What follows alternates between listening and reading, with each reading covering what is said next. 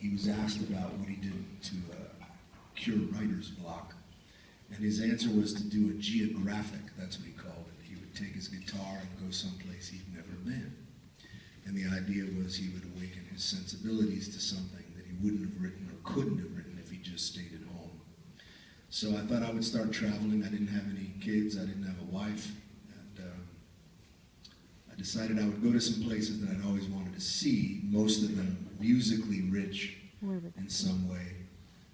New Orleans was on the list for sure, but the first place I wanted to go was Memphis, which I'd never seen before. Turns out this was a good idea.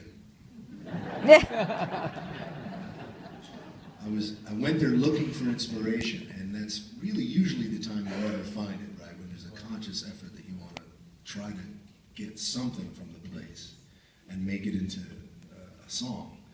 But I was lucky enough to He's pretty cool. do a couple of things in Memphis that most people don't do, aside from the Jungle Room and Graceland and the Rendezvous for Ribs. I went down, I did two things that were really the centerpiece of this song.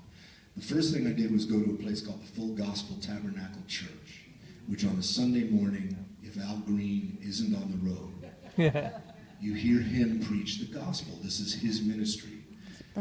So, as a Jewish kid from Cleveland, I have to admit I wasn't there to really hear the service. I was just excited to see Al Green. But about 2 or 3 hours into the service, with sweat rolling down my back and tears coming down my eyes, I was seriously beginning to question the Jews, my people. Wondering if they hadn't gotten the whole fucking thing completely. Because I had very, very clear memories of crying in temple, but for very different reasons. I was never moved in temple. There was nothing particularly moving about temple. I just wanted to get the hell out of there.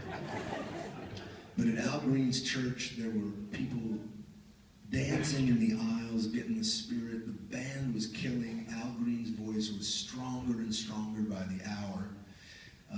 It was a transformational experience, and it was only matched and maybe even surpassed by going to this little place called the Hollywood Cafe, which a friend of mine had told me I had to go to, not for the catfish or the fried pickles, but for this amazing woman named Muriel Davis Wilkins, who I talk about in the song as well.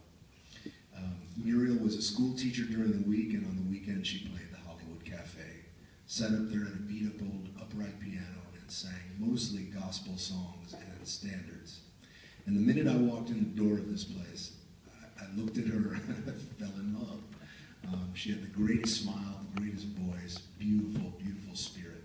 And during her breaks, I would talk to her and tell her I was there looking for inspiration. I'd been a struggling songwriter in New York City for years. And she was very patient and very sweet, and generous enough to ask me to come up and sing with her at about midnight after she'd been playing for hours. Unfortunately, it didn't occur to either one of us before she called me up that there wasn't one song in the universe we both knew. But I tried my best to catch up with her on some songs that she wanted me to sing. Among them, Touch the Hem of His Garment, which Glenn has said if a Jew had written it, would have been called Adjust the Hem of His Garment. It's pretty good, that's a good one. And we did Nearer My God to Thee, His Eye is on the Sparrow, all the big Hebrew hits. And then we sang Amazing Grace, that's the only one I knew. And by the time that ended, the people were applauding, and Muriel was whispering in my ear that it was time for me to move on with my life and go write my record. And I did. It was an unbelievable thing. I came back home to New York. And it took years till I was signed. It was another 4 or 5 years till Atlantic Records signed me. But I did go home, and in about 8 or 9 months, I had probably 2/3 of what became my first record. And I went back to the Hollywood Cafe, and I'm glad I did, because Muriel passed away a couple of years before the record came out. And I played her Silver Thunderbird, True Companion, Ghost Train, a song I haven't played tonight. A couple others that really were very central to the record. And when I was finished playing her all the new songs, she said, you know that one where you mentioned me at the end? That's the best one. Play that again. And I did. So I've been playing that song again and again and again for a long, long time, and it's become my calling card, and I'm proud of it. Lots of people have covered it, and some people have done a good job, some people haven't. I really liked hearing Sugarland sing it. I got to sing with Jennifer Nettles a little while ago. I like their version of it. John Mayer sang it a couple times.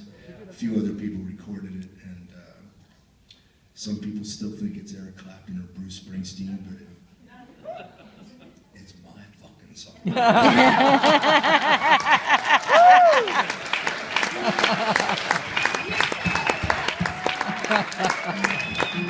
This is for Miriam.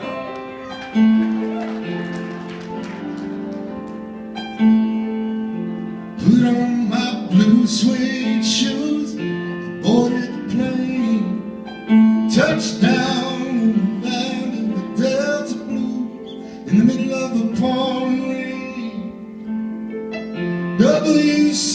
Handy, won't you look down on me? Yeah, I got a first class ticket, but I'm as blue as a ball could be, and I'm walking in Memphis,